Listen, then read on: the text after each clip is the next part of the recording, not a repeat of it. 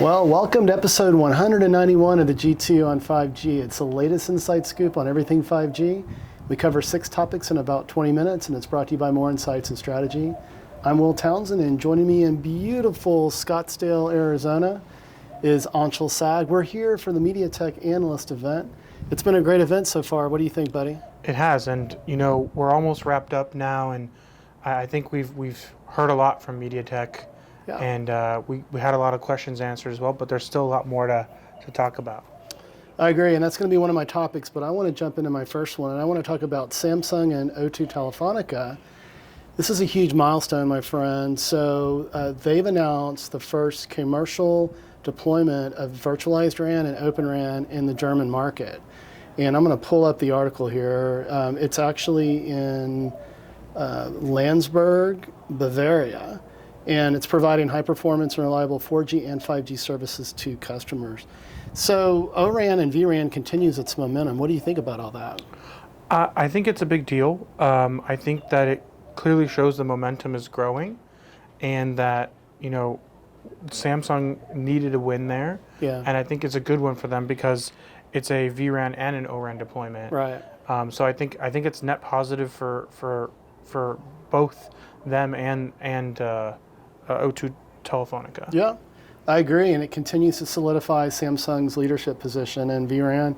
Hey, 3-4 plus years ago when the whole 5G train started rolling out, I mean, Samsung really wasn't considered a leader in RAN, and they've really changed their trajectory with vRAN. But let's jump to your first topic, and it's interesting that we're spending time with MediaTek, but we're going to talk about Qualcomm, and you want to talk about their Q1 earnings. Yeah, so they reported Q1 earnings this week, and they were able to actually surprise the market a little bit because there have been a lot of,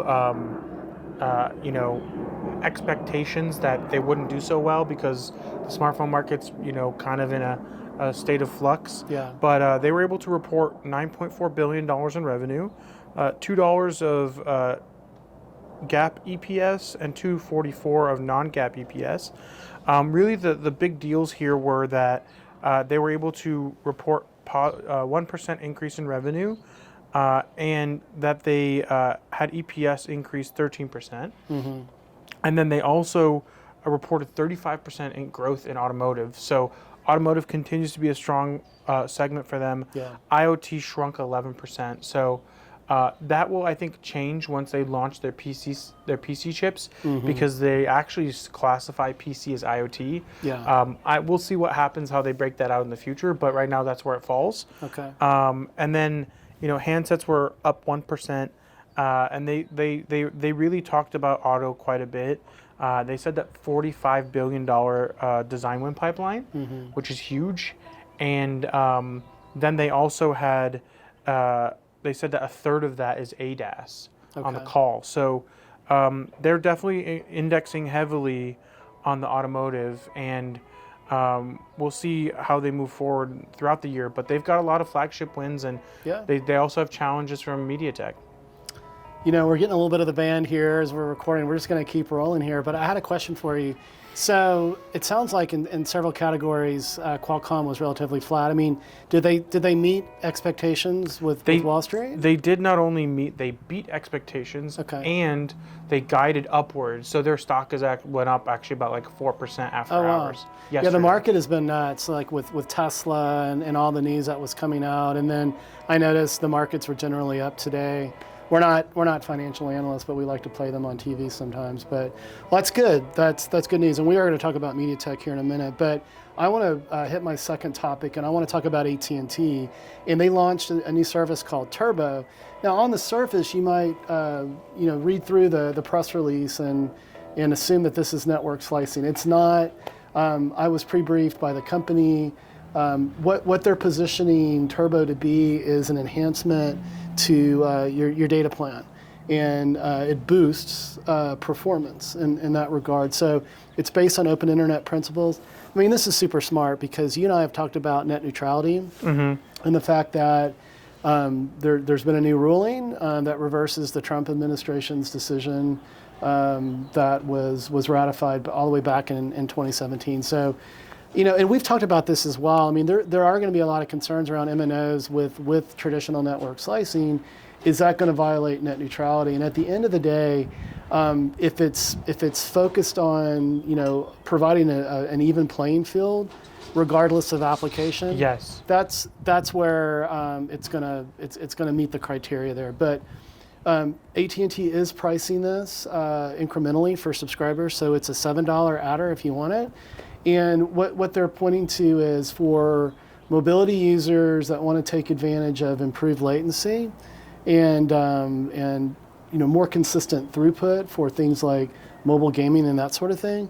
For video conferencing, things that are very video intensive, their Turbo service is suited for that. So I think you caught the announcement as well. I did. Any further thoughts? No, I think it'll be interesting to see what that uptake is like and what people are willing to pay, and if they're able to demonstrate that $7 value is worth the extra spend.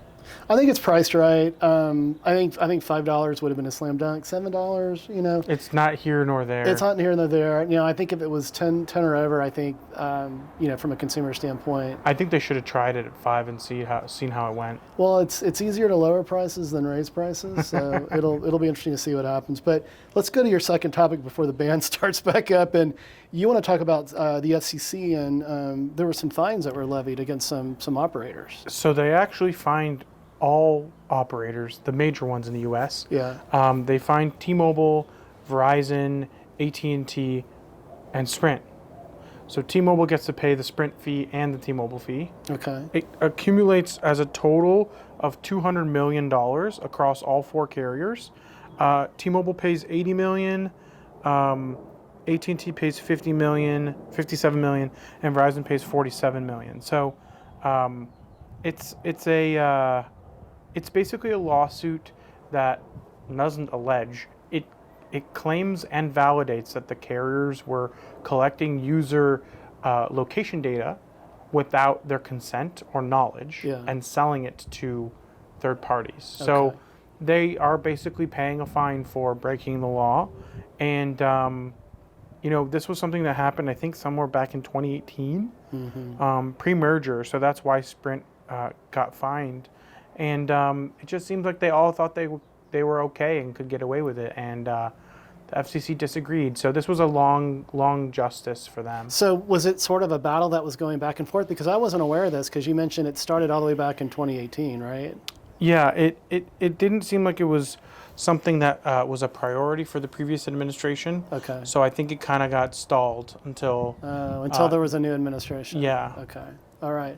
Well, hey, listen, the FCC is there to ensure, proper competition and that sort of thing, and safeguarding of customer data. So. And there's a quote in this Verge article that says an AT&T spokesperson, Alex Bayer, said the FCC's action lacks both legal and factual merit. It unfairly holds us responsible for another company's violation of our contractual requirements to obtain consent, ignores the immediate steps we took to address the company's failures, and perversely punishes us for supporting life-saving location services like emergency medical alerts and roadside assistance that the FCC itself previously encouraged. We expect to appeal the order after conducting a legal review. So they're blaming the third party. Yeah. But I feel like they probably should have safeguarded this data a little better than they did. It's kind of like blaming Cambridge Analytica when maybe the safeguard should have been in place. Yeah. Interesting. Well, hey, let's go to my third and final topic, and I want to talk about some of my insights from MediaTek's Analyst Day. So, you and I are, we're invited to this event every year. I think last year it was in Austin, if I recall correctly. That old building. Yeah, it was. It's a famous hotel, Driscoll, I believe. But anyway, we're here in Scottsdale at the Sanctuary Resort, beautiful place, and we just concluded a day with MediaTek. We got to hear from all of the business unit leaders in the morning, and then we had breakouts this afternoon. I tell you what, I continue to be impressed with how the company is forging forward with Dimensity at the flagship level. They've got a 30% market share in the China market. That's an area that you're focused on. I'm the infrastructure guy, so I don't want to steal thunder away from you. But I guess from my perspective, what I'm also impressed with is the investment that the company is making in Wi-Fi and how they're very aggressively pushing into enterprise. They couldn't speak to any specific design wins, although they are expecting to land a major design win within enterprise, basically an OEM that provides enterprise-grade access points. And I think that's going to be tremendous for them. I think once they establish that foothold, that's going to drive a lot of top-line revenue for them. It's a high bar as well. I mean, this company has traditionally been very consumer-focused. Yep. When you look at the enterprise, you've got to support a heck of a larger number of devices. You've got to provide higher levels of security, and you've just got to provide better RF and better propagation in general. Because that's what enterprises demand when you think about enterprise-grade routers and access points versus what you find in consumers. So I think it's super impressive. They continue to lean on that. What I also found interesting was how they're sort of cleaning up a lot of their categories in IoT and automotive and Wi-Fi with some discrete naming to make it simpler for the outside world to sort of understand where their different products fit. I think before it was an alphanumeric, kind of jumble on their silicon. But those are some of my thoughts. What are some of your additional thoughts? I think they have become a lot more aggressive on the Wi-Fi side, and they've made some significant claims in terms of performance. And I'm really excited to see how those, actually manifest themselves competitively. But the truth is, they have pretty close relationships with AMD. They had a really strong one with Intel before Intel killed their 5G business. So I think that they are really moving forward with their Wi-Fi business. They also have some pretty considerable products on the 5G side. So I just, I've been using the Dimensity 9300 for a bit now, and I was really impressed with it. The performance was there, the battery life was there, and I just think that MediaTek has really move themselves into a new tier and continue to do so by delivering quality products that their customers want to bring to market, and eventually that will come out as some kind of brand recognition. But I definitely think that MediaTek has to spend more on marketing themselves. I agree. And claiming ownership. They are kind of the leaders in satellite here in terms of they had the right strategy from the very beginning, and now they're the ones that are kind of forging forward with NTN on the satellite side, and we'll see what happens long term. But they set us up for a really good understanding long term what's going to happen on satellite. Yeah, and I'm sure you and I are going to write this up at some point, either short form or longer form on the More Insights and Strategy website or Forbes. The final comments I'll make, completely agree with everything that you said. They have really, they've moved from being sort of the value leader to providing silicon, within 5G from flagship down to value. I think that's impressive. And I also agree with your statement around they need to really focus more on marketing, because there aren't a lot of people that are familiar with MediaTek. Lots of people are familiar with Qualcomm for obvious reasons. They've been and Broadcom as well, right? Right.